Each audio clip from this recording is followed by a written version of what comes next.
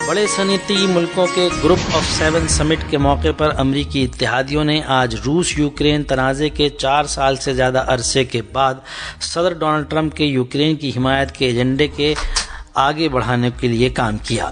میزبان فرانس کے صدر ایمینوئل میخواں نے کہا کہ وہ یہ خواہش کرتے ہیں کہ ٹرمپ کو ترغیب دی جاتی رہے کہ وہ یوکرین کی حمایت اور روس پر دباؤ بڑھانے کا سلسلہ جاری رکھیں تاکہ کسی امن معاہدے تک رسائی میں مدد ملے۔ ٹرمپ کے تحت امریکہ نے یوکرین کے لیے امداد میں کٹوتی کی ہے۔ فرانس اور اس کے یورپی اتحادی ممالک اب کیف کو فوجی اور مالی امداد فراہم کرنے والے بڑے ممالک بن گئے ہیں۔ یوکرین کے صدر وولودیمیر زیلنسکی نے بھی آج صبح ورکنگ اجلاس میں G7 لیڈروں کے ساتھ شرکت کی، لیکن مذاکرات جلد ہی ختم ہو گئے کیونکہ لیڈران صرف 1 گھنٹے 15 منٹ کے لیے جمع ہوئے تھے۔ ایران نے آج کہا ہے کہ امریکہ کے ساتھ جنگ کے خاتمے کے معاہدے کے تحت اسرائیل کو لبنان سے باہر نکلنا ہوگا۔ ایران کے وزیر خارجہ عباس عراقچی نے کہا کہ جنوبی لبنان میں اسرائیل کی جاری موجودگی امریکہ اور ایران کے درمیان طے پائے مفاہمت نامے کی خلاف ورزی ہوگی۔ امریکہ نے وضاحت نہیں کی ہے کہ آیا لبنان قطعی معاہدے کا حصہ ہے یا نہیں۔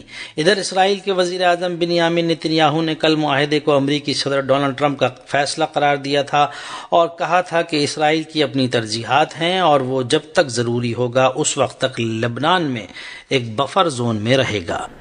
زمین کے بنجر پن اور خشک سالی کی روک تھام کا آج عالمی دن منایا جا رہا ہے۔ اس سال دن کا موضوع ہے چراگاہوں کی دیکھ بھال اور بحالی۔ اقوام متحدہ کے مطابق اس سال چراگاہی علاقوں کو خصوصی اہمیت دی جا رہی ہے کیونکہ یہ معاشی، ماحولیاتی اور ثقافتی اعتبار سے نہایت اہمیت کے حامل ہے۔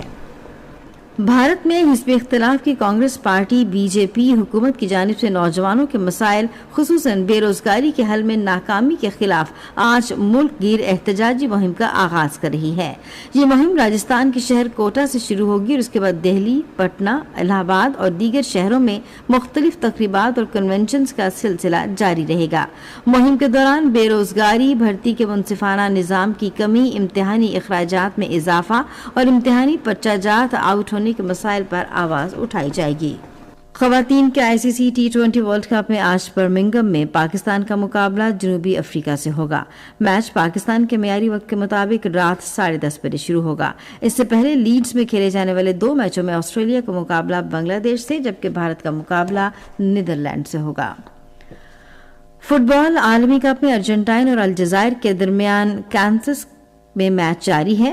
آج کھیلے جانے والے دیگر 2 میچوں میں سان فرانسسکو میں آسٹریا کا مقابلہ اردن سے اور ہوسٹن میں پرتگال کا مقابلہ کانگو سے ہوگا۔ اس سے پہلے فرانس نے نیو جرسی میں سینیگال کو 1 کے مقابلے میں 3 گول سے جبکہ ناروے نے بوسٹن کو عراق کے 1 کے مقابلے میں 4 گول سے ہرا دیا۔ محکمہ موسمیات کی پیشگوئی کے مطابق اگلے 12 گھنٹوں کے دوران خیبر پختونخوا، کشمیر، گلگت بلتستان، پنجاب، بالائی سندھ اور شمال مشرقی بلوچستان میں بعض مقامات پر تیز ہوائیں چلنے اور گرج چمک کے ساتھ بارش متوقع ہے۔ آج صبح ریکارڈ کیا گیا بعض بڑے شہروں کا درجہ حرارت: اسلام آباد 23 ڈگری سینٹی گریڈ، لاہور اور پشاور 28، کراچی 30، کوئٹہ 21، گلگت 20، مری 14 اور مظفر آباد میں 19 ڈگری سینٹی گریڈ ریکارڈ کیا گیا۔ جموں، لہ، شوپیاں، بارہمولہ اور سری نگر میں مطلع جزوی طور پر ابر آلود رہنے اور کہیں کہیں گرج چمک کے ساتھ بارش کا امکان ہے جبکہ پلوامہ اور اننت ناگ میں مطلع جزوی طور پر ابر آلود رہے گا۔ آج صبح ریکارڈ کیا گیا درجہ حرارت سری نگر، اننت ناگ اور بارہمولہ میں 15 ڈگری سینٹی گریڈ، جموں 27، لہ 3 جبکہ پلوامہ اور شوپیاں میں 14 ڈگری سینٹی گریڈ ریکارڈ کیا گیا۔ امریکی صدر ڈونلڈ ٹرمپ نے پیر کے روز کہا ہے کہ امریکہ اور ایران نے اپنی مہینوں سے جاری لڑائی ختم کرنے کے لیے مفاہمت کی ایک یادداشت پر دستخط کیے ہیں۔ اس سمجھوتے پر دستخط کی تقریب جمعے کے روز سوئٹزرلینڈ میں منعقد ہونا طے ہے۔ ٹرمپ نے فرانسیسی صدر ایمانوئل میکرون کے ساتھ اپنی سربراہی ملاقات کے آغاز میں اس سمجھوتے پر بات کی۔ ایویان میں گفتگو کرتے ہوئے ٹرمپ نے کہا کہ آبنۂ ہرمز جزوی طور پر پہلے ہی کھلی ہوئی ہے۔ انہوں نے کہا وہ 1-2 بارودی سرنگوں کو ڈھونڈ رہے ہیں جو انہیں پہلے ہی مل چکی ہیں، لیکن بنیادی طور پر اب بحری جہاز باہر نکلنا شروع ہو رہے ہیں۔ آبنائے جمعے کے روز مکمل طور پر کھل جائے گی۔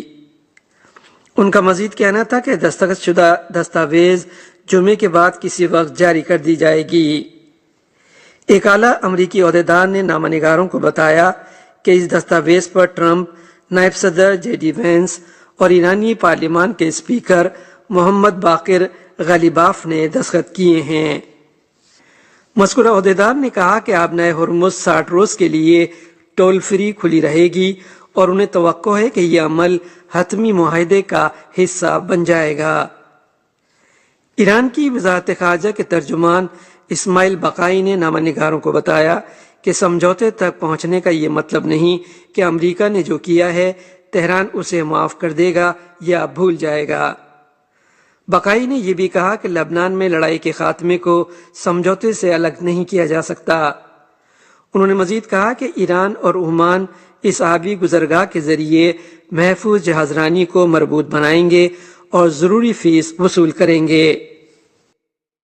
حکومت جاپان نے امریکہ اور ایران کے درمیان لڑائی کے خاتمے کے لیے مفاہمت کی یادداشت پر دستخط کرنے کے سمجھوتے کا خیر مقدم کیا ہے۔ جاپانی وزیر اعظم تاکائچی سنائے نے اپنے دورہ اٹلی کے دوران نامہ نگاروں کو بتایا کہ وہ امریکہ ایران سمجھوتے کا خیر مقدم کرتی ہیں۔ انہوں نے اسے صورتحال کے حل کی جانب ایک بڑا قدم قرار دیا ہے۔ تاکاچی نے مزید کہا کہ مفاہمت کی یادداشت پر دستخط کرنا اور اسے باقاعدہ طور پر نافذ کرنا اہم ہے۔ فرانس، برطانیہ، جرمنی اور اٹلی نے ایک مشترکہ بیان جاری کیا ہے جس میں آبنائے ہرمز کو غیر مشروط اور غیر محدود آزادانہ جہاز رانی کے لیے دوبارہ کھولنے میں اپنا کردار ادا کرنے کے ان کے عزم کا اظہار کیا گیا ہے۔ تاکاچی نے نشاندہی کی کہ جاپان ان کوششوں میں شامل ہونے کے لیے تیار ہے۔ جاپان کے چیف کابینہ سیکریٹری کیہارا مینورو نے پیر کے روز نامہ نگاروں کی جانب سے یہ پوچھے جانے پر کہ آیا جاپان آبنائے ہرمز میں بارودی سرنگوں کو صاف کرنے کے مشن پر سیلف ڈیفنس فورسز کو تعینات کر سکتا ہے یا نہیں، کہا کہ ابھی کوئی فیصلہ نہیں کیا گیا۔ انہوں نے یہ بھی کہا کہ مستقبل میں ہونے والی پیش رفتوں سے متعلق پیش گوئی کرنا مشکل ہے۔ گروپ آف 7 کے رہنما اپنے سالانہ سربراہی اجلاس کے لیے فرانسیسی ایلپس کے دامن میں جمع ہو گئے ہیں۔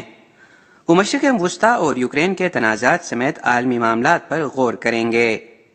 فرانسیسی صدر ایمینوئل میکرون نے پیر کو ایویان میں G7 رہنماؤں کا استقبال کیا۔ انہوں نے ایک عملی عشائیے میں موجودہ عالمی چیلنجز پر تبادلہ خیال کیا۔